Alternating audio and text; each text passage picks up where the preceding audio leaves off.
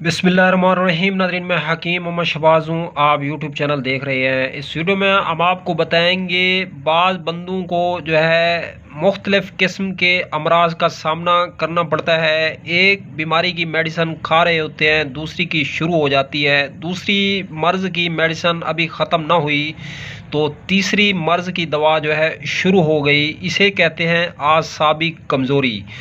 तो नाज़रीन, आसाब पे जो है डैमेज लग चुके हैं तो खजूर खाने से जो है आसानी से डैमेज कंट्रोल किया जा सकता है। तो नाज़रीन, खजूर जो है दरअसल ये बहुत सारी बीमारियों को एकदम जो है ख़त्म करने में महारत हासिल है खजूर को।